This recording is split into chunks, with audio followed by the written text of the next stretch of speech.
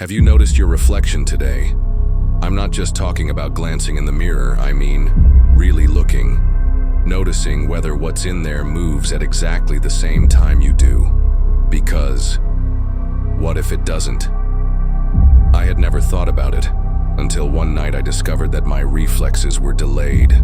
Just a little, just a second, but enough to change everything. And tell me, have you ever felt that strangeness? That uncomfortable feeling that the mirror holds more than it should, as if it weren't just glass reflecting light? Because I discovered that mine didn't just reflect me, it was watching me. The first time was subtle. I was brushing my teeth, a normal routine after a tiring day, when I realized something was wrong. My hand was moving quickly, but in the reflection, it looked a frame late, as if I were a character stuck in a bad video. A slight delay. I laughed at myself. I must be tired, I thought. But the feeling lingered. The next day, it happened again. I blinked, and I swear I saw my eyes in the mirror close a second later. Doesn't seem like a big deal, does it? But have you ever tried staring at your own reflection and hoping it makes a mistake? It's suffocating. It's like something inside isn't you, but is trying to imitate you. And that's where the paranoia begins, because I couldn't stop thinking, what if my reflection isn't just a reflection? What if it has a mind of its own? Every night, I'd return to the bathroom just to test. I'd move my hand, blink, make faces, always quickly, always attentive. And increasingly, I felt like something was missing. A blink that took too long, a smile that didn't quite follow. Until one day, I saw something impossible. I swear I saw my reflection smile to itself. It wasn't me. I was serious, my mouth closed, my eyes heavy with fatigue. But the reflection smiled. A slow, crooked smile that didn't suit my face. Can you imagine that? What would you do if the reflection started acting up without you? Would you run? Would you cover the mirror? Would you pretend you didn't see it? And this is where I want you to think about something. How many times have you walked past a mirror without paying attention? How many times have you left your reflection in there, alone, with no one watching? Does the reflection keep moving while you're distracted? Does it watch you, waiting for the right moment to show you it isn't you? What if I told you that after that night, I could never sleep peacefully again? Because now I knew the mirror didn't just reflect my image. It studied me. And you? Are you really confident in front of your mirror? If just imagining this story made you uncomfortable, imagine living it every day. And believe me, what I saw next was even worse. If you like disturbing stories like this, leave a like now and subscribe to the Night Whispers channel, because what's coming next will make you think twice before looking at yourself in the mirror again. After that first night when I swore I saw my reflection smile without me smiling, everything changed. The bathroom mirror, which had always been just another object in my house, became a kind of silent enemy. It was as if I knew something was waiting inside, something pretending to be me. Have you ever had that feeling that a safe place is no longer safe? It's strange because we expect to find comfort in everyday rituals. Brushing our teeth, washing our face, getting ready for bed. But suddenly, what should be normal becomes a test of courage. At first, I tried to convince myself I was just tired. I blamed it on stress, on oversleeping. I started avoiding the mirror. But the more I tried to ignore it, the harder it became. Because you can't escape your own reflection. Mirrors are everywhere. In the bathroom, in the building's elevator, in the street's shop windows. And in each one, I looked for signs of delay, of disharmony. It didn't always happen. Sometimes the reflection seemed obedient, faithful. But all I had to do was relax. All I had to do was not pay so much attention. And there it was again, a detail out of place. A blink that was too slow, a movement I couldn't follow, or that smile, that damned smile that returned every now and then, as if my reflection were enjoying my fear. How come I lost, or am I? It was the middle of the night and I found myself sitting in bed, staring, into the darkness, trying to decide if I had the courage to go into the bathroom. The silence of the night made it all worse, because it was as if the mirror was calling me. An invisible presence, waiting for me to get up and face it again. There was one particular night I'll never forget. The hallway light went out, and only the bathroom remained lit. I glanced past it and swear I saw a shadow inside. It wasn't me because I was standing there, motionless. It was something else. And when I finally worked up the courage to look, there I was, but not quite. The reflection seemed to breathe differently, more heavily. I placed my hand against the mirror and realized something I should never have felt. The glass was hot. Have you ever touched a hot mirror in the middle of the night? It doesn't make sense, but it was there. And while I felt the heat, my other hand on the reflection didn't move. It stayed there, still, as if taunting me. It was the first time I considered breaking the mirror, but then a terrible doubt came to me. What would happen if I did? Would I be freeing what was inside? Would breaking it be opening a door? I didn't have the courage. I walked away and closed the bathroom door, trying to forget. But how do you forget something that always seems to find a way to stare you in the face? The following days were even worse. I started avoiding places with mirrors. The elevator became a torment. I'd enter looking down, praying my reflection wouldn't do anything strange. But still, I felt it. That weight in the air. That feeling of being watched all the time. And then I started to notice something else. My reflex wasn't just delayed. It seemed to be learning. If before it was only a second's difference, now it sometimes took longer, as if it were gaining confidence, testing its limits. Sometimes I'd blink and the reflex wouldn't blink until 3 seconds later. Other times I'd raise my hand and it would hold it down, steady, as if daring me to notice the difference, until the worst happened. One morning, after a sleepless night, I crawled into the bathroom. I looked in the mirror and realized something impossible. The reflection was staring back at me, but I hadn't yet lifted my head. My eyes were downcast, but the image watched me with wide, intense eyes. Do you understand what this means? It was no longer a delay. It was independence. My reflection was no longer just a delayed copy. It was ahead of me. It was alive. From that day on, when I realized the reflection no longer needed to imitate me, things only got worse. It was as if each mirror had taken on a life of its own, conspiring against me. At first, I tried a childish trick, covering the mirrors in the house. Sheets, towels, anything that could give me the feeling of protection. But have you ever noticed how impossible it is to hide from your own reflection? There's always another reflection somewhere. The black screen of the switched-off television, the surface of the microwave, even a puddle of water on the floor can reflect. It was as if the whole world were full of windows that led to it, to the other me, and he knew. I felt it. The nights grew worse. The early morning silence was constantly interrupted by small cracks, as if the glass were contracting, breathing. Sometimes I would wake with the sensation of someone staring at me. I would turn to the side and see nothing. But when I passed through the hallway on my way to the bathroom, I was sure the mirror was vibrating, slightly, as if something inside was moving, trying to get out. It was on one of those nights that I noticed something most disturbing. I was standing in front of the bedroom mirror, too tired to avoid it. My eyes felt heavy, yet I forced myself to stare at the reflection. For a few seconds, everything seemed normal, until I noticed an impossible detail.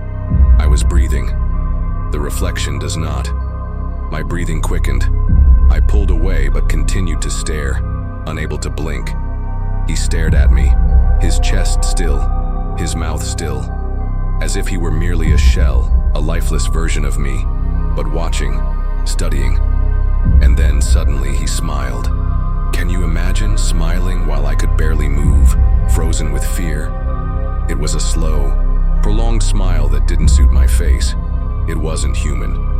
It was something learned, imitated, but deformed. Like a child who sees a gesture and tries to copy it without truly understanding its meaning.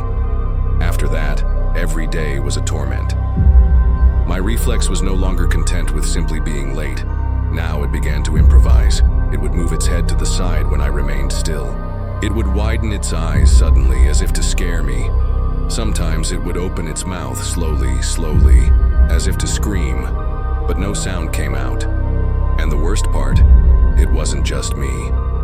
One night I called a friend over, trying to convince myself it was all in my head. Between conversations, I asked him to go to the bathroom. I waited, waiting for any reaction. And when he came back, he laughed, but nervously. "Man, your mirror is weird. I swear for a second there I thought I saw you in there, but from the back. Do you understand?" I was in the room right in front of him. How could he have seen my back in the mirror? It was at that moment that I realized it wasn't just my paranoia anymore. The reflex was playing tricks on me, gaining strength. The following nights became hell.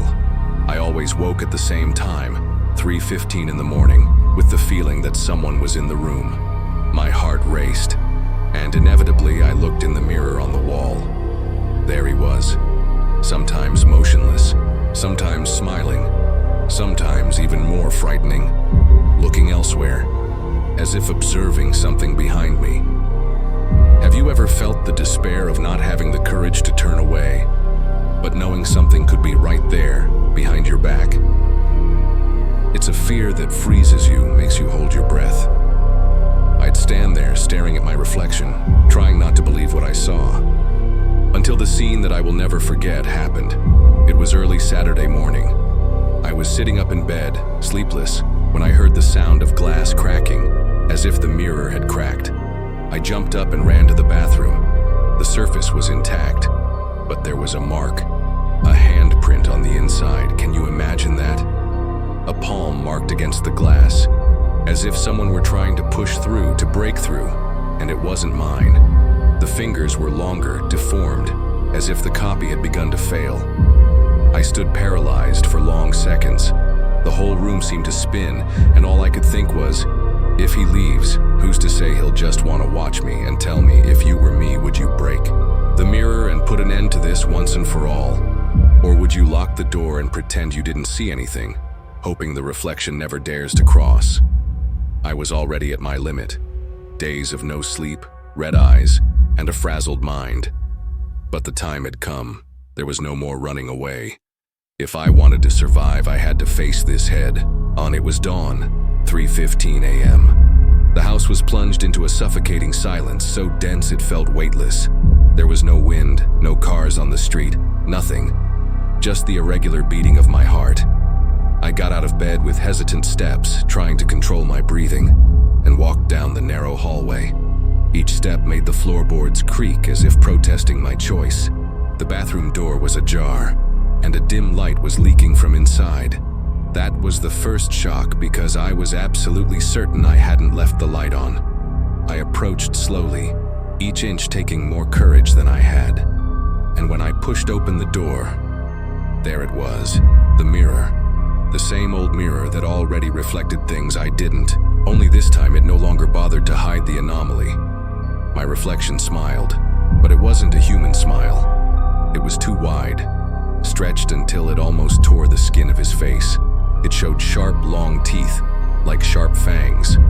I was standing in front of the glass, but he leaned forward, pressing his face against the surface like a predator, about to break through the cage. My legs trembled. Instinct screamed to run, but my eyes were locked on it as if by an invisible magnet. And then, the reflection raised its hand, the pale, misshapen palm with absurdly long fingers pressed against the other side of the mirror. A sharp crack echoed. The glass trembled. The first cracks appeared, thin, spreading across the surface like spider webs. And it was at that moment that he spoke. The mouth opened slowly, the jaw moving in an impossible movement, and the sound came out low, distorted, metallic, as if coming from inside a tunnel. Let me out. Can you imagine hearing your own voice, only twisted, possessed, begging to leave? I recoiled in terror, stumbling on the carpet, but the reflection didn't retreat. It remained glued to the glass, repeating the phrase louder and louder, more and more violent, while the mirror vibrated as if it might explode at any moment. anything to cover it. But when I returned, the mirror was intact. No cracks, no sounds, just the smooth, cold surface. But there was something much worse. I was no longer in the reflection. The bathroom, the door behind me, the towel in my hands, everything appeared in the glass except me. It was as if my existence had been erased. An indescribable panic took hold.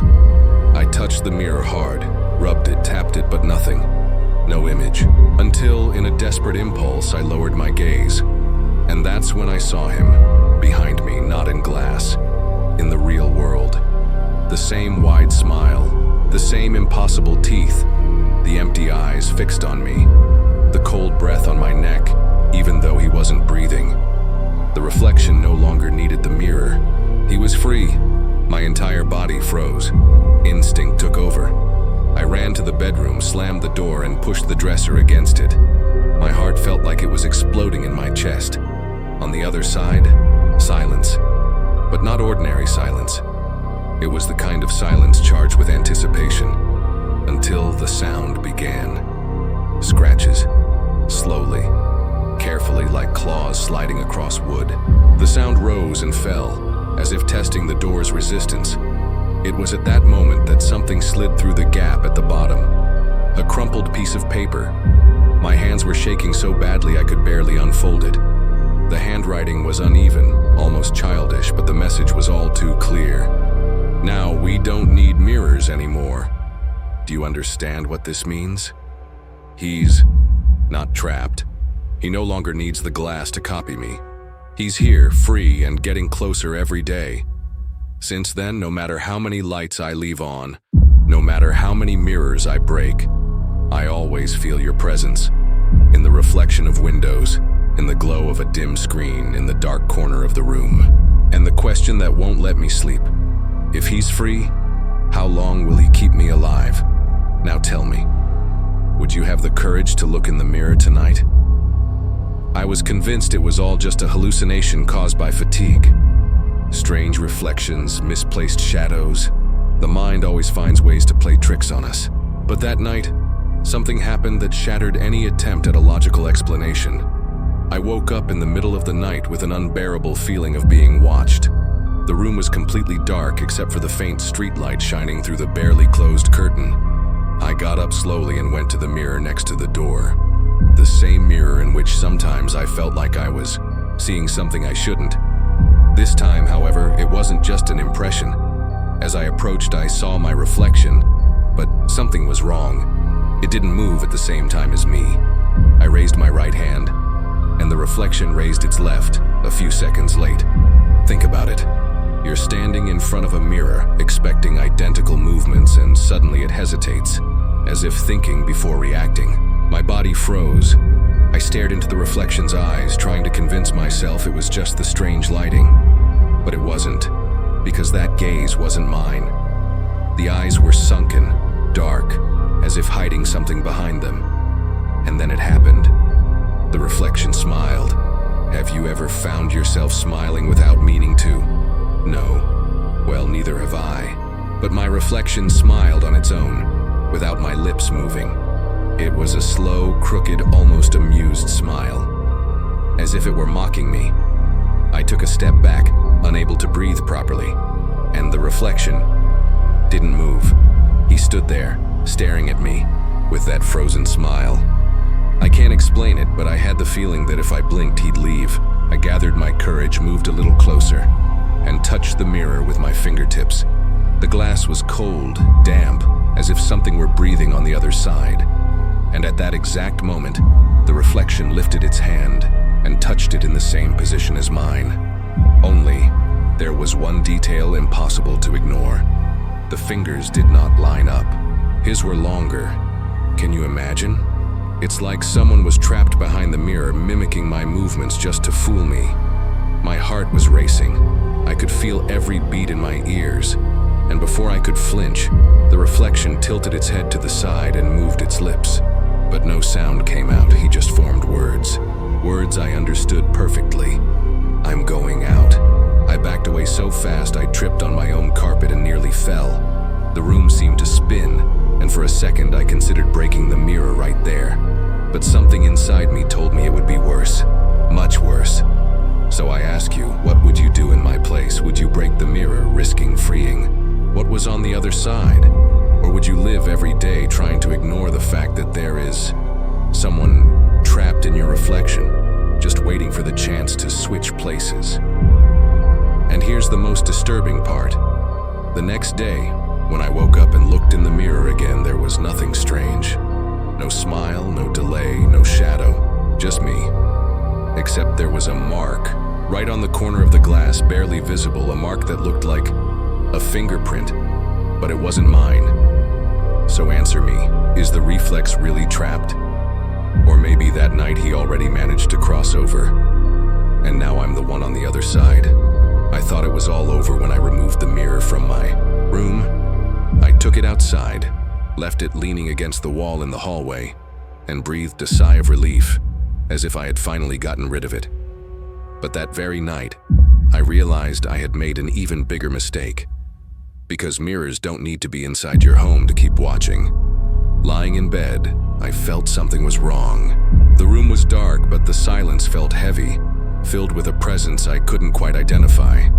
I swear I heard a very quiet sound, almost like muffled breathing. I got up and looked out the window. At the end of the street, lit only by the dim light of the street lamp, there it was, the mirror I'd left in the hallway. But there was something else, a figure, dark, standing right in front of the glass. I couldn't see the face, it was just a motionless silhouette, but I could tell it was staring into the mirror.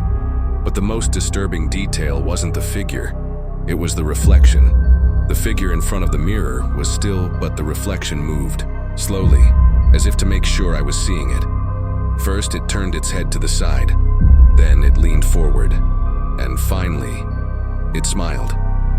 At that moment, I slammed the curtain shut. My fingers trembled and my heart felt like it was about to explode. But you know how it is. When something truly terrifies you, it's impossible to simply ignore it. I opened the curtain again, terrified of what I would find. And the worst happened. The figure was no longer in front of the mirror. The glass reflected only the empty street, the street light illuminating the rain-soaked ground, and nothing else. But I was sure of one thing. That reflection hadn't stayed behind. It followed me.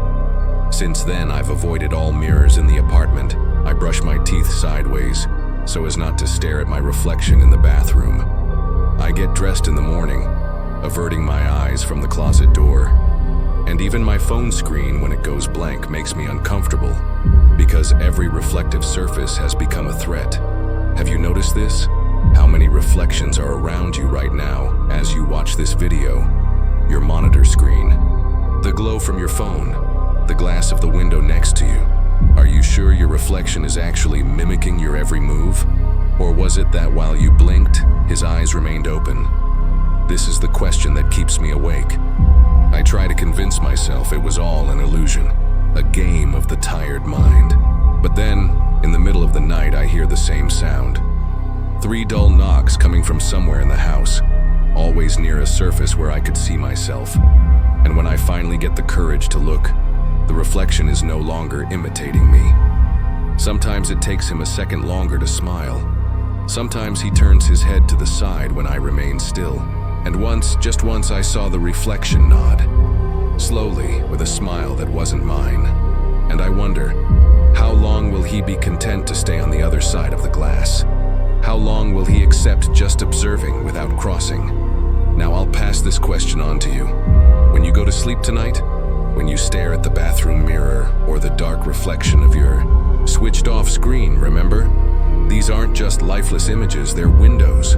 Windows that connect worlds. And the question is, who is looking back at you? If this story gave you goosebumps, like it to strengthen the channel. And if you want more stories like this, and subscribe and activate the bell. There are many more secrets waiting to be told. And I only ask one thing of you. When you finish this video, don't look in the mirror.